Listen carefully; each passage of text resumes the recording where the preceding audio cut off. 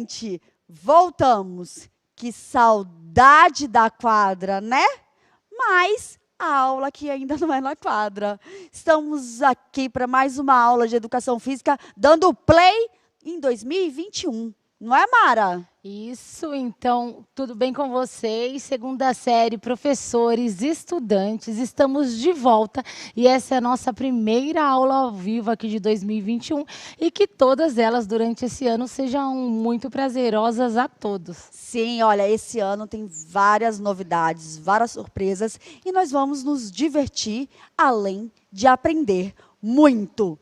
Habilidade da aula de hoje. Então, vamos lá com a habilidade que é reconhecer riscos e benefícios que a utilização de produtos, práticas alimentares e programas de exercícios podem trazer à saúde. Legal, hein?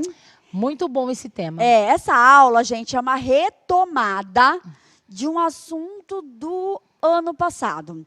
Então, assim, tanto as aulas do fundamental quanto do ensino médio, nós estamos trabalhando aí com essa retomada para que a gente recupere algumas coisas importantes para trabalhar ao longo do ano. Essa aula mexe com a gente, mexe comigo, mexe com você, porque faz a gente refletir muitas coisas. Então, o objetivo dessa aula foi o que eu acabei de falar, que é retomar e aprofundar o conhecimento estudado na aula do dia 14/8, na primeira série. Então, eu identifiquei até que dia foi a aula, porque seria legal vocês darem um remember. Estou falando até inglês, porque eu vi o João aqui, ó. Remember. Tô chique bem. Juliana, estamos com muitas boas tardes aqui pra gente e a professora Tânia chegou. Chegou, Tânia! Uhul! É isso aí, vamos lá. Isso é aula de educação física, professor Márcio, aula de educação física. Mas se você não é do componente de educação Pode física, ficar aí. Pode ficar. Vem que é diversão na certa, tá bom? Primeiro momento da nossa aula. Durante a aula, no ano passado, apontamos alguns transtornos alimentares causados por práticas alimentares indevidas.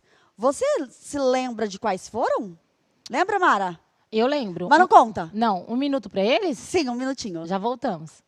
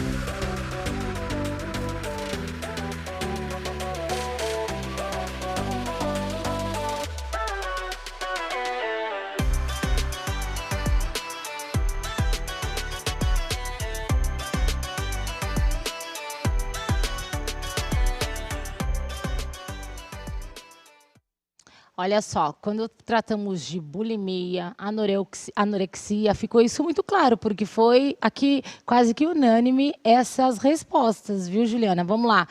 O professor Tiago colocou também bulimia, anorexia. O professor Edgar, bulimia nervosa. Então, pegamos aí, eles lembram. E alunos, vamos lá, queremos ver os nomes de vocês aqui também, hein? Isso aí. Gente, vocês acertaram, lembraram, mas vamos lembrar a diferença de cada uma e o conceito. A anorexia, a pessoa tem uma obsessão pelo seu peso e por aquilo que come. A balança é sua maior inimiga. Portanto, sempre acha que precisa emagrecer mais, pois há uma distorção da sua imagem no espelho. Para isso, utiliza-se de remédios, exercícios físicos em excesso, além do jejum em um longo período. Gente, a anorexia, eu estou totalmente insatisfeita com o meu corpo e aí eu não quero comer, né? Eu paro de comer, eu fico longos períodos em jejum, e eu faço aquela coisa assim, não, comer não preciso de comer. Então, você rejeita a alimentação. A característica principal da anorexia é essa, porque é muito parecido com a bulimia. Ambas, você não está satisfeito com o seu corpo, você quer emagrecer cada vez mais. E é muito legal que essa distorção da imagem é perfeita. O meu TCC de faculdade foi anorexia, bulimia e distúrbio da imagem corporal em bailarinas clássicas. Eu fiz uma pesquisa de campo com as bailarinas e, assim, é assustador. Quem aí já viveu também nesse meio, a quantidade de pessoas que tem esse distúrbio da imagem. Então, você pergunta para a pessoa, qual bonequinho você é? Tá uma boneca, ela aponta que ela é uma boneca, tipo, extremamente obesa. Aí você pergunta para a pessoa do lado, mas como que você enxerga ela? Ela é assim, ó. Mas ela se vê da forma como ela optou no desenho. Exatamente. Né? É muito legal essa atividade, se os professores quiserem trabalhar aí. É muito legal, aquelas imagenzinhas das silhuetas, onde as pessoas identificam como elas se veem e como a outra pessoa vê. Aí a gente vai para a bulimia. Muito parecida com a anorexia, porém, existe uma compulsão em comer e, posteriormente, um peso na consciência que faz as pessoas induzirem o vômito. Então, gente, na bulimia, eu como. Não é igual a anorexia, que eu fico sem comer, não quero comer. Eu como, mas bate aquele arrependimento e eu vou lá e coloco tudo para fora. E é triste. Olha, eu vou contar meus segredos de vida aí. Eu fui bailarina há muitos anos e isso é uma prática normal. Parece até que o meu professor, isso há uns 15 anos atrás, ele falava, olha, faça isso. E aí te induzem de que aquilo que você está fazendo é legal. Aquele vômito que você está provocando é legal. O que eu ganhei de presente? Gastrite. Se eu como alguma coisa que me faz mal, eu vomito com facilidade. Nas 3 gravidez que eu tive problemas seríssimos, porque o meu estômago é muito frágil, de tanto que eu provocou o vômito. E aí o professor Enésio colabora aqui falando para a gente que esse distúrbio psicológico ele é muito perigoso. Na verdade, todos eles são muito perigosos. Não é? Nós sabemos que causam até aí a óbitos, então é algo muito sério que a gente deve procurar saber, porque é algo muito sério, gente. Gente. E aí a gente tem, por último, a vigorexia, também ligada à insatisfação do corpo. Leva as pessoas a quererem aumentar seus músculos cada vez mais. Aí é uma questão de que eu olho no espelho, eu me vejo magrinho. Geralmente, os meninos são mais afetados. Né? A anorexia e bulimia são mais comuns nas mulheres e a vigorexia nos homens. E geralmente adolescentes, tá, gente? E aí ele olha, ele quer mais músculo, mais. E não importa o que precisa ser feito para conseguir aquilo. A gente sabe muitas coisas aí dos efeitos colaterais que a gente vai falar já já. Mas o que eu queria salientar aqui, que independente de qual dos 3 você tenha, você não é um alienígena. Você só precisa de cuidados. Então, tem que procurar especialistas, né? No psicólogo, nutricionista, endocrinologista, para te ajudar nesse transtorno alimentar. E aí os alunos começaram a participar, exatamente falando dessa questão da alimentação, que você falou da procura nutricionista. Aí eles são alunos do professor Marcelo, lá da PEI Elias Massoud. Eles falam, eles estão comentando, então deve estar tendo um debate lá com os professores sobre os cuidados com as dietas, que devem sempre ser orientadas pelos nutricionistas. Então, parabéns, pessoal. Perfeito, tá? Lendo, vocês estão vendo aí o que vai ser daqui a pouquinho. Mas a gente está aqui falando sobre o controle do alimento. Evitar comer, tirar aquilo que comeu. Mas também tem o contrário. A alimentação em excesso. Eu adorei esse bonequinho novo nosso aí, Mara. Não, ficou show, né? Ao nos alimentarmos em excesso, causamos no nosso corpo alguns fatores visíveis e outros internos, de forma que não é possível ver assim naturalmente. O aumento de peso e as doenças hipocinéticas são alguns desses fatores. E é importante lembrar que a compulsão alimentar é um transtorno mental causado pela alimentação em exagero. As doenças hipocinéticas nós vamos trabalhar esse ano. São doenças causadas pela obesidade, pelo sedentarismo. Né? Na verdade, pelo sedentarismo, perdão. Que é obesidade, colesterol alto, diabetes. Então, você ser sedentário, você causa algumas doenças. Você desencadeia algumas doenças. Isso te traz malefícios. Mas o importante aqui é lidar e tratar que comer demais ou de menos não é legal. A gente aliás, gente, tudo na vida, né? Tudo tem que ser ponderado. Eu não posso fazer nada em excesso que eu tenho consequências. Com certeza. Vamos lá. E aí, a gente comentou, Mara, que eles fazem de tudo para atingir aquele corpo perfeito, né? Principalmente os meninos, e eu vejo muito os jovens. Eu sou muito magro, eu como, eu não engordo, não ganho músculo. Aí depois, fica igual aqui, o povo aqui do estúdio, os câmeras, tudo barrigudo, e quer emagrecer. Eu vou apanhar quando acabar a aula, eu juro. Olha lá, mostra as barrigas de todo mundo. Eita, ai, gente! Olha a prova, um filmando o outro, gente. Aqui é ao vivo e a cores improvisado. E aí, esses dois câmeras lindíssimos vão começar a usar anabolizantes, Mara. Olha, gente. Será que faz bem? Perigoso também. Então, anabolizantes são hormônios sintéticos que estimulam o desenvolvimento de alguns tecidos do corpo a partir do crescimento da célula e sua posterior divisão. Algumas pessoas usam anabolizantes de forma exagerada e perigosa, muitas vezes em conjunto com outros hormônios para obter o resultado esperado mais rápido, o que pode desenvolver efeitos colaterais indesejáveis. Então, vamos lá, gente. Vamos organizar meu pensamento aqui. É proibido anabolizante? Calma. Existem algumas indicações médicas que orientam o uso. Por exemplo, existe aquela doença, raquitismo. Isso aí. A pessoa é raquítica.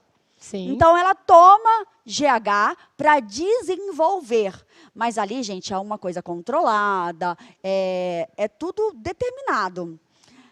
Agora, quando eu uso em excesso, ótimo. Eu fico lindo por fora, fortão, maravilhoso. Eu não posso falar o que eu queria, que eu falava na sala de aula. Temos os efeitos colaterais. Sim. Efeitos colaterais. Pensa comigo. Impotência sexual, aumento dos pelos, aumento das extremidades, então queixo, mão, pé cresce.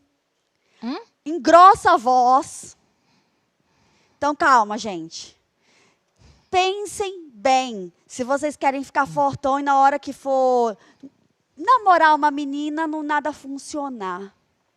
Vou falar assim direitinho, tá, Mara? Não vou falar o que eu... Olha eu olhando para ela. Tipo, fica quieta. Mas é sério, gente, não é uma brincadeira. São efeitos colaterais. Né? É uma droga. Assim como a gente, por exemplo, às vezes toma um remédio que ataca o estômago. Por que se chama drogaria? Porque a gente, por mais que seja um paracetamol para dor de cabeça, não deixa de ser uma droga que a gente está injetando. Só que aí que está. O controle, a quantidade, tudo tem que ser pensado. E aí, em contrapartida dos anabolizantes, nós temos suplementos alimentares.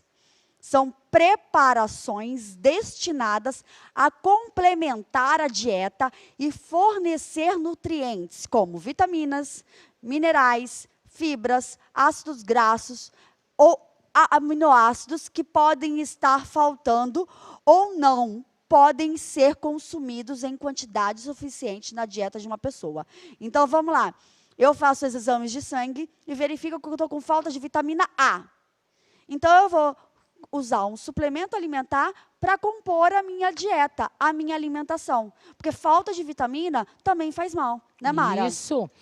Voltando um pouquinho aí, o professor José colocou o uso com prescrição médica para casos específicos, no que nós falamos sobre anabolizantes. Então, bacana aí a contribuição, professor. Exatamente. E eu estou olhando aqui, muito legal ver que vocês estão assim, juntinho conosco e falando na mesma língua. Eu espero que o debate aí nos chatinhos estejam interessantes. O que a gente pode falar aqui, que às vezes esses anabolizantes estão fácil. Eu vou numa academia de bairro, o cara fala, não, peraí, em um mês eu te deixo forte. Desconfia. Nada é milagre, nada é de graça, assim, ó, papo bola. E também temos as dietas milagrosas, as bananas dançando. Vamos fazer igual as bananas? Então, vamos lá na dieta milagrosa? Deixa quieto. De maneira geral, as pessoas procuram as dietas com o intuito de perder peso ou ganhar massa muscular. Fazer dieta não é ruim. O problema é quando essa dieta não tem orientação e acompanhamento de um especialista, nutricionista e ou médico endocrinologista. Fique sempre atento, pois não existe milagre. Por exemplo, se a intenção é emagrecer, a conta é simples. Ingerir uma menor quantidade de calorias e gastar uma maior quantidade de calorias. Gente, ó, vamos pensar. Deixa eu beber um gole de água. Só para fazer propaganda da caneca. Ah, sim. É só para fazer o close da caneca. Gente, vamos pensar comigo. É simples. Quanto maior o gasto calórico, mais eu emagreço. Para eu emagrecer, eu preciso gastar a caloria.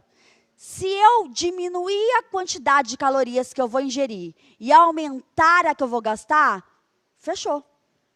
Eu consigo perder esse peso. Mas não é assim, ó, fechei o olho, abri o olho, pronto. Já gastei a minha caloria e já comi menos. Vocês têm que ficar atento a algumas coisas que passam despercebidas no dia a dia. Todo alimento tem uma tabela nutricional. Ali diz o quanto de calorias você está ingerindo.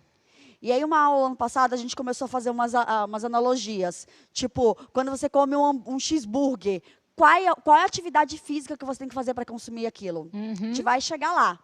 Então, uma simples pedaço de pizza. O que eu tenho que fazer de exercício para queimar aquela pizza que eu comi? Então, gente, a gente tem que pensar de uma maneira bem simples. Se eu quero emagrecer, eu tenho que ingerir menos calorias e aumentar o meu gasto. E aí fica lindo. E aí entram as atividades físicas, os esportes. Isso Okay? aí. Perfeito. E ó, o professor Eduardo, que é caneca, ele é de Presente Altina, aí você se acerta É o com Baldassi. ele. Oi, Você acerta Baldassi. com ele. Eita, nós, ele vai bater lá na minha casa. Vamos lá, gente. Eu trouxe aqui um vídeo para falar sobre as alimentações, aí, sobre a alimentação, que ilustra um pouquinho o que a gente está falando. Bora lá? O Brasil do arroz com feijão está mudando. As refeições caseiras e preparadas com alimentos frescos, como aquelas do tempo das vovós, têm perdido espaço na mesa nacional. O brasileiro tem consumido cada vez mais comida pronta e produtos ultraprocessados, que contribuem para o avanço de doenças crônicas e principalmente a obesidade. Hoje no Brasil, metade dos adultos está acima do peso ideal e 17% são obesos. Os hábitos alimentares do brasileiro preocupam os órgãos de saúde, que recomendam mudanças no estilo de vida, na forma de se alimentar e até um maior envolvimento com o ato de cozinhar. Veja agora os 10 passos para uma alimentação saudável e equilibrada. 1. Faça dos alimentos frescos a base da sua alimentação. Essa é a regra de ouro. Os alimentos in natura são mais balanceados e contêm mais nutrientes. 2. Use com moderação óleos, gorduras, sal e açúcar. Esses ingredientes, em pequenas quantidades, deixam a comida mais saborosa sem desbalancear o teor nutricional. 3. Limite o consumo dos alimentos processados. Use-os como parte de uma refeição baseada em alimentos frescos. A indústria adiciona sal ou açúcar em grandes quantidades para aumentar a durabilidade desses produtos. 4. Evite os alimentos ultraprocessados, que são ricos em gorduras ou açúcares e têm alto teor de sódio, além de aditivos e pouca fibra. Esses alimentos favorecem o ganho de peso e o surgimento de várias doenças. 5. Coma com regularidade e com atenção. Sempre que possível, faça refeições em companhia. Isso ajuda a desenvolver relações e é mais prazeroso, além de evitar que se coma rapidamente. 6. Faça suas compras em locais que ofereçam variedades de alimentos frescos, como feiras de produtores. Prefira verduras, legumes e frutas da época produzidos na região. 7. Valorize o ato de cozinhar e partilhe suas habilidades culinárias, especialmente com as crianças e os jovens. Se ainda não sabe cozinhar, procure aprender. Cozinhar sua própria comida faz bem. 8. Organize o seu tempo para dar à alimentação o espaço que ela merece em sua vida. Crie uma rotina. Planeje as compras, organize a despensa e faça o cardápio da semana. É importante que toda a família se envolva nesse processo e ajude no preparo das refeições. 9. Quando for comer fora, dê preferência a locais que servem comidas feitas na hora. Mesmo na rua, é possível se alimentar de forma equilibrada e variada. Evite as redes de fast food. 10. Seja crítico em relação à publicidade sobre alimentos. A função da propaganda é vender, e não informar ou educar o consumidor. Estimule as crianças e os jovens a desenvolverem um olhar crítico desde cedo. Essas 10 regras foram desenvolvidas por especialistas brasileiros e publicadas no Guia Alimentar para a População Brasileira. Muito legal, né, Mara? Olha, são regrinhas que até algumas a gente até conhece. Mas, na hora ali que a gente escolhe, o que eu vou comer? Aquele pacote de bolacha natural. Até na rua, né? Até na teve rua. ali, você Não, mas tem.